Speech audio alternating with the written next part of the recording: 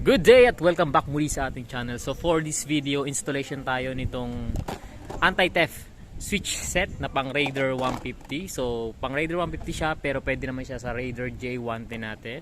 Okay, so tingnan natin if we meet some problem sa pan-installation. Then tingnan natin if may conversion tayong gagawin. So yan, so ang reason ko kung bakit ako magpapalit nito is number 1, ito kung makikita nyo, i-on natin to. Okay, naka-on na siya. Pero pwede natin siyang hugutin yung susi. So pangalawa, syempre nag-iisa na lang to kasi second hand ko siya nabili. Nag-iisa na lang yung susi. So bali, unahin pala nating palitan is yung ating ignition switch. So para mapalitan natin yan, syempre kailangan natin tanggalin muna ang ating headlight. Yan, tapos access lang natin yung tatanggalin nating tornilyo. So gagamit lang tayo ng 5mm na Allen wrench. Yan. So ito, tatanggalin natin ito at saka yung sa kabila yan. Dalawa lang naman yan.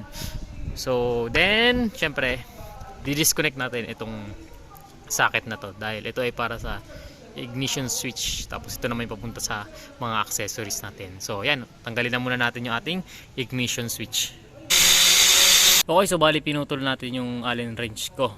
Marami naman akong ganito para ito yung gamitin natin pantanggal kasi ang hirap talaga tanggalin na nandito So igaganyan natin yan. Yan, tapos pit-pit natin paunti-unti. So check out tayo kasi wala tayong mga gamit wala tayong ibang gamit. So yan, kumbaga pasensyahan na lang muna. Okay, so bali ito ang tanggalan natin. So pahirapan yung pagkalas dito. So may tornilyo dito. Dapat talaga is tanggalin to. Ito, kung maaari tanggalin nyo. Akin kasi ayokong tanggalin kasi wala lang, tinatamad ako. So tinry ko na lang gawa ng paraan.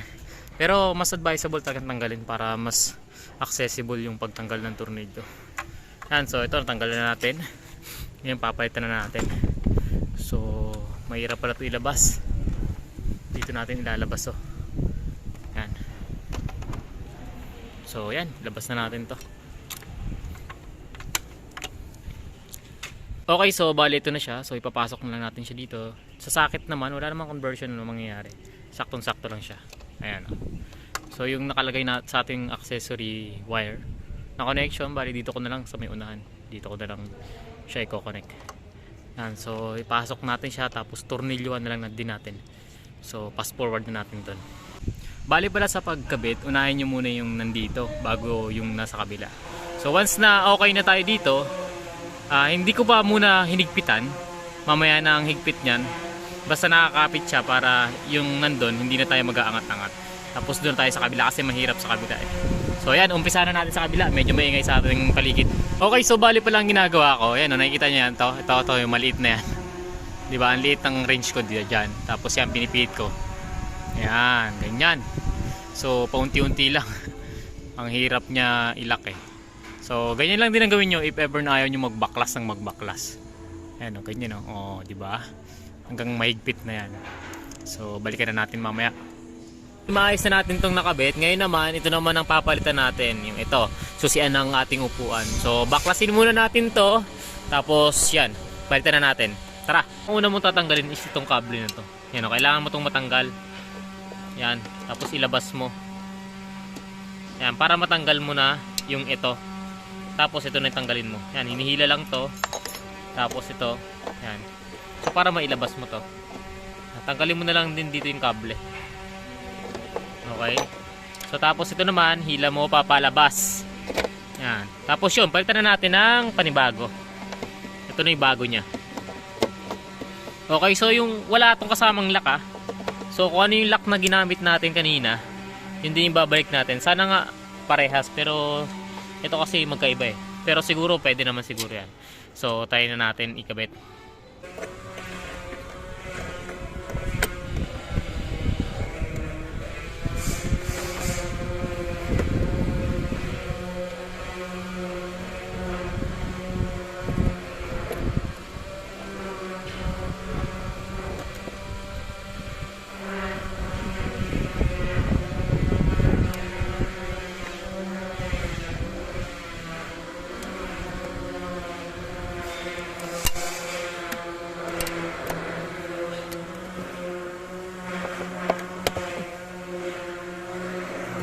Tapos dito naman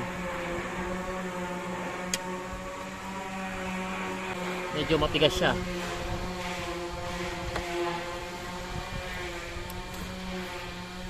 Yan, okay na yan. Tapos testing natin. Medyo maingay lang talaga dito sa ating pwesto eh. Ayan o. Tignan natin kung magbubuka siya. Okay, so bumuka siya. Ulitin natin. Okay, so yun, very good. So saktong-sakto talaga yung ito. Wala tayong ginawang conversion. Wala tayong pinalit. Wala tayong nilagay.